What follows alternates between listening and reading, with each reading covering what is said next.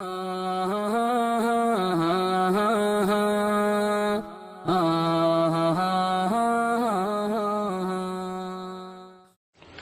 اللہ الرحمن الرحیم۔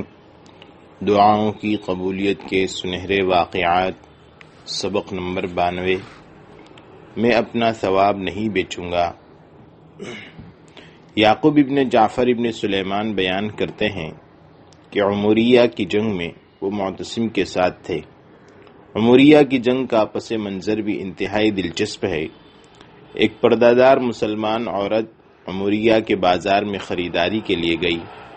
ایک عیسائی دکاندار نے اسے بے پردہ کرنے کی کوشش کی اور اس کے ساتھ چھیڑ چھاڑ شروع کر دی۔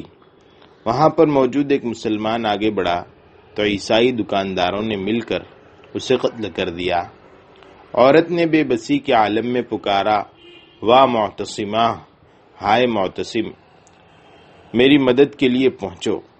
سب دکاندار ہنسنے لگے، اس کا مذاق اڑانے لگے کہ سینکڑوں میل دور سے معتصم تمہاری آواز کیسے سنے گا۔ ایک مسلمان یہ منظر دیکھ رہا تھا۔ اس نے خود کلامی کے انداز میں کہا، میں اس کی آواز کو معتصم تک پہنچاؤں گا۔ وہ بغیر رکے دن رات سفر کرتا ہوا معتصم تک پہنچ گیا اور اسے یہ ماجرا سنایا۔ یہ سننا تھا کہ معتصم کا چہرہ غصے سے لال ہو گیا۔ وہ بے چینی سے چکر لگانے لگا اور اپنی تلوار ہاتھ میں لے کر اونچی آواز میں چلانے لگا، لبیک یا اختہ، لبیک یا اختہ، میری بہن میں حاضر ہوں، میری بہن میں حاضر ہوں۔ اس نے فوراً لشکر تیار کرنے کا حکم دے دیا اور اتنا بڑا لشکر تیار کیا کہ اسلامی تاریخ میں اس سے پہلے اتنے بڑے لشکر کی مثال نہیں ملتی۔ یعقوب ابن جعفر کہتے ہیں کہ فوجیوں کو پانی کی ضرورت پڑی تو معتصم نے چمڑے کے حوض بنا کر 10 میل تک پھیلا دیے اور ان میں بڑی مقدار میں پانی مہیا کر دیا۔ پھر پانی کے اس سلسلے کو عموریہ تک وسعت دے دی۔ مسلمانوں کے آنے سے خوف زدہ ہو کر رومی قلعہ بند ہو کر بیٹھ گئے۔ مسلمانوں نے عموریہ کو گھیر لیا۔ ایک بدبخت رومی ہر روز فصیل پر آتا، عربی زبان میں نبی کریم صلی اللہ علیہ وسلم کا نام و نسب ذکر کر کے گالیاں دیتا، مسلمانوں کو بھڑکاتا۔ وہ اتنے فاصلے پر تھا کہ مسلمانوں کے تیر وہاں تک نہ پہنچ پاتے۔ مجبوراً اسے اس کے انجام سے دوچار کرنے کے لیے قلعے کے فتح ہونے کا انتظار کرنا پڑا، جبکہ مسلمانوں کی خواہش تھی کہ ایک لمحے سے پہلے اسے جہنم میں بھیج دیا جائے۔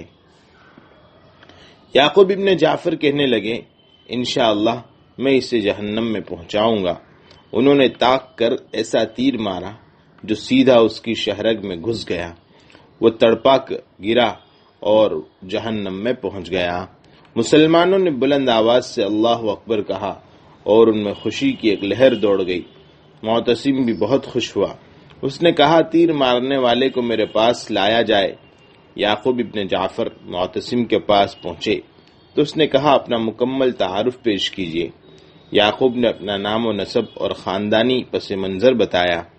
یہ سن کر معتصم بہت خوش ہوا کہ یعقوب کا تعلق بھی بنو عباس سے ہے، اور کہا، اللہ کا شکر ہے کہ اس نے اس عظیم کام کا اجر بھی بنو عباس کے ایک فرد کے لیے خاص کیا ہے۔ پھر معتصم کہنے لگا، گستاخ رسول کو جہنم رسید کرنے کے عمل کا ثواب مجھے بیچ دیں۔ میں نے کہا، امیر المؤمنین، ثواب بیچا نہیں جاتا۔ وہ کہنے لگا، اگر آپ تیار ہوں تو میں 1,00,000 درہم دینے کے لیے تیار ہوں۔ میں نے کہا، میں ثواب نہیں بیچوں گا۔ وہ مالیت بڑھاتا رہا یہاں تک کہ اس نے مجھے 5,00,000 درہم کی پیشکش کر دی۔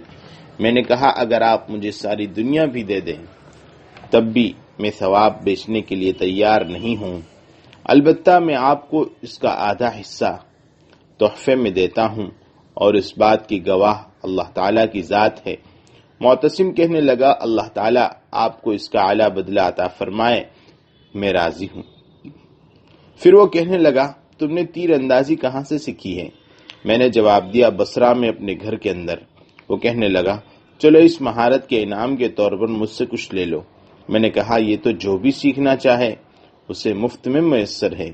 پھر اس نے زبردستی مجھے 1,00,000 درہم دے ہی دیے۔ عطا خراسانی کی دعا۔ عطا خراسانی رحمۃ اللہ علیہ ہمیشہ اپنی مجلس کے ختم پر اٹھنے سے پہلے یہ دعا مانگا کرتے تھے: اللہم ہب لنا یقینا بک حتی تہون علینا مصیبات الدنیا وحتی نعلم ان لا یصیبنا الا ما کتب علینا ولا یأتینا من هذا الرزق الا ما قسمت به۔ اے اللہ ہمیں ایسا یقین کامل عطا فرما کہ دنیا کی مصیبتیں ہمارے سامنے حقیر ہو جائیں، ہمارا ایمان ہو کہ ہمیں وہی تکلیف پہنچتی ہے جو ہمارے مقدر میں لکھی ہوئی ہے، ہمیں وہی رزق ملے گا جو ہماری قسمت میں ہے۔